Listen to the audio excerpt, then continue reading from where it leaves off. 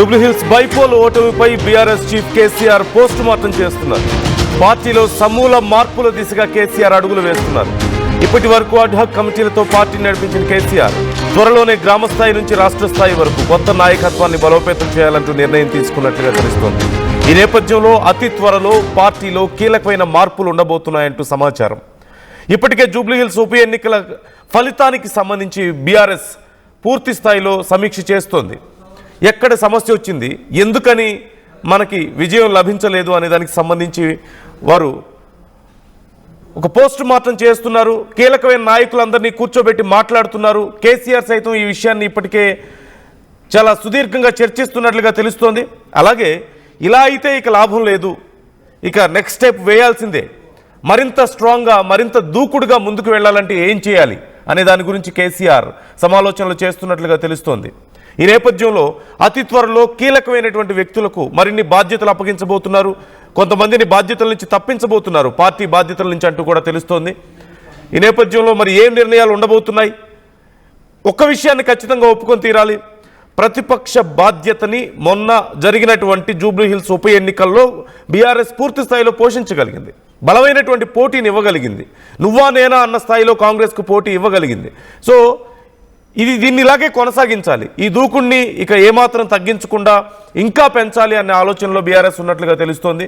Next ఇక ఎన్నికలు రాబోతున్నటువంటి జిహెచ్ఎంసీ ఎన్నికలకు సంబంధించి కానీ, లేదంటే మధు ఉన్నారు, మధుతో మాట్లాడదాం. మధు, డీటెయిల్స్ ఏంటి? కేసీఆర్ ఇక పూర్తి స్థాయిలో పోస్ట్ మార్టం చేస్తున్నట్లుగా తెలుస్తోంది. కొంతమంది నాయకులకి కొత్త బాధ్యతలు అప్పగించబోతున్నారంటూ సమాచారం, కొంతమందిని ఉన్న బాధ్యతల నుంచి తొలగించబోతున్నారంటూ తెలుస్తోంది. సో ఎవరెవరికి ఏమేమి బాధ్యతలు అప్పగించబోతున్నారు, నెక్స్ట్ ఇంకా దూకుడుగా వెళ్ళాలంటూ నిర్ణయించారట. మరి ఎలాంటి కార్యక్రమాలు ఉండబోతున్నాయి బీఆర్ఎస్ నుంచి? రేపు మంగళవారం రోజు జూబ్లీహిల్స్ కి సంబంధించినటువంటి కార్యకర్తలతో సమావేశం ఏర్పాటు చేశారు. దాని తర్వాత నిర్ణయం ప్రకటించనున్నట్టుగా తెలుస్తా ఉంది. చాలా కీలకంగా ఇప్పుడు 2023 సార్వత్రిక ఎన్నికల్లో ఓటమి చెందింది. ఘోరమైనటువంటి పరాజయాన్ని చవిచూస్తుంది బీఆర్ఎస్ పార్టీ. ఎందుకంటే 10 సంవత్సరాలు అధికారంలో ఉన్నారు, మంచి పాలన అందించామనేటువంటి ఒక స్టేట్మెంట్ చేసిన తర్వాత కూడా ప్రజలు తిరస్కరించారనేటువంటి ఒక అభిప్రాయంతో ఉంది. తర్వాత వెంటనే వచ్చినటువంటి పార్లమెంట్ ఎన్నికల్లో కూడా ఒక్క స్థానాన్ని కూడా బీఆర్ఎస్ కైవసం చేసుకున్నటువంటి సిచ్యువేషన్, మొత్తం చతికిల పడిపోయింది. వచ్చినటువంటి పరిస్థితి. దాంతో పాటు అప్పుడే పార్లమెంట్ తో పాటు జరిగినటువంటి ఉప ఎన్నిక కంటోన్మెంట్ లో కూడా అక్కడ సింపతి పనిచేయకపోగా అక్కడ కాంగ్రెస్ కైవసం అయింది. బీఆర్ఎస్ సంబంధించిన సిట్టింగ్ సీటు, గెలిచిన సీటు, నగరంలో స్ట్రాంగ్ గా ఉందనుకున్నటువంటి సీటు. తర్వాత రీసెంట్ గా జూబ్లీహిల్స్ బై ఎలక్షన్ కూడా బీఆర్ఎస్ పార్టీదే సీటు చేజారిపోయింది. సో బై ఎలక్షన్ లో పోయినటువంటి పరిస్థితి. దీనిపై అంశం పైన సీరియస్ గా పార్టీ పైన దృష్టి పెట్టాల్సినటువంటి అవసరం ఉంది గ్రౌండ్ లో అనేటువంటిది. పార్టీ ప్రక్షాళన జరగక చాలా రోజులు అవుతుంది. 10 ఏళ్ళు పాలనలో ఉన్నప్పుడు, తర్వాత తెలంగాణ ఉద్యమోత్సవంలో ఎట్లా ఉందో అప్పటి నుంచి ఇప్పటి వరకు యథావిధ సేమ్ స్ట్రక్చర్ పార్టీ నుండి గ్రామ స్థాయి నుంచి మండల, జిల్లా, నియోజకవర్గ, రాష్ట్ర స్థాయి వరకు మొత్తం ఇదే స్ట్రక్చర్ ఉన్నటువంటి పరిస్థితి. సో ఈ స్ట్రక్చర్ అంతా చేంజ్ చేయాలి అనేటువంటి దిశగా అడుగులు వేస్తున్నట్టుగా తెలుస్తా ఉంది. దాంట్లో కేసీఆర్ సమూల మార్పులు చేయడానికి ఆలోచన చేస్తున్నట్టుగా ప్రస్తుతం చర్చ కొనసాగుతుంది. ఇప్పటి వరకు కేవలం అడక కమిటీలకు సంబంధించినటువంటి వాటితోటే పార్టీ నడుస్తా ఉంది. త్వరలో రాష్ట్ర స్థాయి వరకు ఒక కొత్త నాయకత్వాన్ని, యువ నాయకత్వాన్ని, ఇప్పుడు నియమించబోయేటువంటి నాయకత్వం ఒక 20 years పార్టీని ముందుకు తీసుకెళ్లేలా, పార్టీని సస్టైన్ చేసేలాంటి నాయకులకు అప్పచెప్పాలి అనేటువంటి ఆలోచన చేస్తా ఉన్నారు. అయితే ఈ పార్టీ ప్రక్షాళన అటువంటి అంశం వచ్చినప్పుడే ప్రస్తుతం బీఆర్ఎస్ పార్టీలో కీలకమైనటువంటి స్టెప్స్ పడేటువంటి అవకాశం ఉంది. అంటే ఇప్పుడు ఎలాంటి నిర్ణయం ప్రకటించనున్నారు? ఇప్పుడు ఎగ్జాంపుల్ తీసుకుంటే ఉమ్మడి నల్గొండ జిల్లా తీసుకుంటే పూర్తి స్థాయిలో జగదీశ్వర్ రెడ్డి ఆధ్వర్యంలో నడుస్తా ఉంది. తర్వాత ఉమ్మడి నిజామాబాద్ జిల్లా తీసుకుంటే ప్రశాంత్ రెడ్డి ఆధ్వర్యంలో నడుస్తా ఉంది. ఉమ్మడి మెదక్ జిల్లాను తీసుకుంటే హరీష్ రావు ఆధ్వర్యంలో నడుస్తున్నటువంటి సిచ్యువేషన్. అటు వరంగల్ జిల్లా తీసుకుంటే అక్కడ దయాకర్ రావుకు సంబంధించినటువంటి ఆధ్వర్యంలో, ఉమ్మడి పాలమూరు జిల్లాలో ఇటు నిరంజన్ రెడ్డి ఆధ్వర్యంలో నడుస్తా ఉన్నటువంటి పరిస్థితి. ఇటు హైదరాబాద్ వరకు వచ్చేసరికి ఇక్కడ తలసాని శ్రీనివాస్ యాదవ్, మల్లారెడ్డి, ఇంకా కొంతమంది పేర్లు ఉన్నాయి. సో మరి ఇంతమందిలో ఎవరిని మార్చేటువంటి అవకాశం ఉంటుంది? కరీంనగర్ తీసుకుంటే అటు గంగుల కమలాకర్ అని, తర్వాత ఖమ్మం జిల్లా తీసుకుంటే ఈ మధ్య కాలంలో కాస్త తాత ఎమ్మెల్సీ మధు కొంతమంది ఆల్రెడీ లీడ్ చేస్తున్నటువంటి పరిస్థితి. మరి ఎవరి చేతిలో అప్పచెప్పే అవకాశం ఉంది? కొత్త నాయకత్వం అంటే ఎవరికి అవకాశం కల్పిస్తారనేటువంటి చర్చ అయితే కొనసాగుతుంది ఉంది. సమూల మార్పులు అంటే గ్రామ స్థాయి నుంచి చేంజ్ కావాల్సిన అవసరం ఉంది. మరి ఇప్పటికిప్పుడు చేంజ్ చేసే అవకాశం ఉందా అంటే లేదు అనే చెప్పవచ్చు. ఎగ్జాంపుల్ స్థానిక సంస్థలకు నోటిఫికేషన్ వస్తా ఉంది ఈ నెల. అంటే మధు, ఇప్పుడు స్థానిక సంస్థల ఎన్నికలకు పక్క కాంగ్రెస్ పార్టీ రిజర్వేషన్లు ఇచ్చైనా సరే ముందుకెళ్లాలని చెప్పి డిసైడ్ అయింది ఈ బీసీ రిజర్వేషన్ల అంశంలో. మరి ఎలా ఎదుర్కోబోతుంది బీఆర్ఎస్ కూడా బీసీ నాయకత్వాన్ని మరింత పటిష్టం చేసే అవకాశం ఉందా పార్టీలో? ఇంకా ఏమైనా ఆల్టర్నేటివ్ ప్లాన్స్ ఉన్నాయా? అంటే పొలిటికల్ స్ట్రక్చరే మారిపోయింది నందు తెలంగాణలో. తెలంగాణ ఉద్యమ సమయంలో వేరు. అసలు కేసీఆర్ ఏ క్యాస్ట్ ఏంటి ఏ ప్రాంతం అనేటువంటిది ఆలోచన చేయకుండా మొత్తం తెలంగాణ యావత్తు కేసీఆర్ అండగా నిలబడింది. అప్పుడు ఒక కాజ్ కోసం ఫైట్ చేశారు. తెలంగాణ ప్రత్యేక రాష్ట్రం మాత్రమే కావాలి. అప్పుడు అన్ని వర్గాలు అందరూ మద్దతు తెలిపారు. కానీ ప్రస్తుతం పొలిటికల్ స్ట్రక్చర్ మారిపోయింది తెలంగాణలో.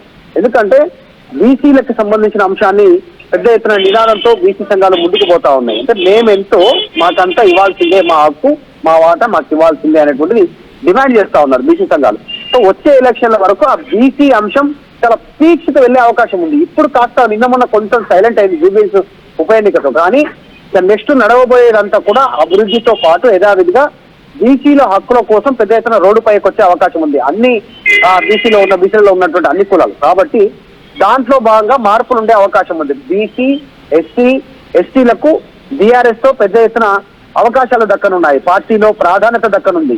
వాళ్ళకు రిప్రజెంటేషన్ అంటే జిల్లాలలో వారికి కీలక బాధ్యతలు వచ్చేటువంటి అవకాశం ఉంది. అంటే సమానంగా వారు ఉన్నంత వరకు వాళ్ళ రిప్రజెంటేషన్ సంబంధించిన నాయకత్వానికి ఒక అవకాశాలు దక్కే పరిస్థితి ఉంది కేసీఆర్ నిర్ణయంతో. కాబట్టి స్థానిక సంస్థల ఎన్నికల తర్వాత మాత్రమే వీళ్ళు ఈ డిసిజన్ తీసుకునే అవకాశం ఉంది. స్థానిక సంస్థలు యథావిధిగా కొట్లాడిన తర్వాత వచ్చేటువంటి 3 సంవత్సరాల్లో ఎన్నికలు ఉంటాయి. కాబట్టి దానికంటే ముందుగానే 1 సంవత్సరం లోపలనే పూర్తి స్థాయి ప్రక్షాళన ఉండే అవకాశం ఉంది. దానికి రీసెంట్ జూబ్లీస్ ఓటమి, తర్వాత గతంలో కంటోన్మెంట్ ఉప ఎన్నిక ఓటమి, పార్లమెంటు ఎన్నికల ఓటమి, అసెంబ్లీ ఎన్నికల ఓటమి. సో వరుస 4 ఓటములతో కాస్త సతమతమవుతా ఉంది పార్టీ. కాబట్టి సమూల ప్రక్షాళన దిశగా కేసీఆర్ అడుగులు వేస్తున్నట్టుగా తెలుస్తా ఉంది. రండి. Right, thank you Madhu, thanks for the details. మొత్తం మీద కేసీఆర్ ఇక సరికొత్త ప్లాన్స్ రెడీ చేస్తున్నట్లుగా తెలుస్తోంది. కొంత బీఆర్ఎస్ పంథాన్ని మార్చాలి. కొంతమంది నాయకులు ఎవరైతే యాక్టివ్గా లేరో వాళ్ళందరినీ పార్టీ పదవుల నుంచి తొలగించడం కానీ బాధ్యతలు తొలగించి కొత్త వాళ్ళకి బాధ్యతలు అప్పగించాలి. ముఖ్యంగా ప్రభుత్వంలో ఉన్నటువంటి ఇప్పుడు కాంగ్రెస్ పార్టీ బీసీ రిజర్వేషన్ల అంశాన్ని ఆయుధంగా మార్చుకుంటున్న తరుణంలో దానికి ధీటుగా కొత్త ప్లాన్ని రెడీ చేసే ఆలోచనలో బీఆర్ఎస్ ఉన్నట్లుగా తెలుస్తోంది. మరి పార్టీ పదవులు ముఖ్యంగా ఎవరి పదవులు ఓడబోతున్నాయి, కీలకమైనటువంటి నాయకులు కూడా అవసరమైతే పక్కన పెట్టాలి అంటూ కేసీఆర్ ఆలోచిస్తున్నట్లుగా తెలుస్తోంది. అలాగే సభ్యత్వం దిశగా అడుగులు వేయాలి, మరింత సభ్యత్వాన్ని పెంచాలి, క్రింది స్థాయి క్యాడర్ని మళ్ళీ సంసిద్ధం చేయాలి. స్థానిక సంస్థల ఎన్నికలు దగ్గర పడుతున్నాయి. మరోవైపు ఆ తర్వాత జీహెచ్ఎంసీ ఎన్నికలు వస్తున్నాయి. ఖచ్చితంగా క్రింది స్థాయి క్యాడర్ వరకు నాయకులు కనెక్ట్ అయి ఉండేలా ప్లాన్ చేయాలి అని చెప్పి కొన్ని కార్యక్రమాలకు ప్లాన్ చేస్తున్నారు. మరోవైపు పార్టీలో కొంత కేసీఆర్ బయటికి రావడం లేదు అనేటువంటి నిరుత్సాహం కొంతమంది వ్యక్తం చేస్తున్నట్లుగా తెలుస్తోంది. రేవంత్ రెడ్డి చేసినటువంటి కామెంట్స్ కూడా మనం చూసాం. ఇక కేసీఆర్కి ఆరోగ్యం బాగలేదు, ఆయన బయటకు వచ్చే పరిస్థితి లేదు, పార్టీని ఆయన ఇక నడిపించలేరు, ఇక పూర్తి స్థాయిలో కాంగ్రెస్ దే హవా అంటూ ఆయన మాట్లాడినటువంటి మాటలు మనం చూసాం. కవిత అంశానికి సంబంధించి రెస్పాండ్ అయ్యారు. ఆయన బయటకు వస్తే మీరు తట్టుకోలేరు, ఆయన ఆరోగ్యం అంతా బాగానే ఉంది అంటూ కవిత మాట్లాడడాన్ని మనం చూసాం. బీఆర్ఎస్ కూడా ఈ అంశంలో డిఫెండ్ చేసే ప్రయత్నం చేస్తోంది. మరి కేసీఆర్ ఇప్పుడు కొత్త స్ట్రాటజీస్ ఏమి రచించబోతున్నారు అనేది వేచి చూడాల్సిన అంశం. మీ అభిప్రాయాలు ఎలా ఉన్నాయి అంశంలో కామెంట్ చేసే ప్రయత్నం చేయండి.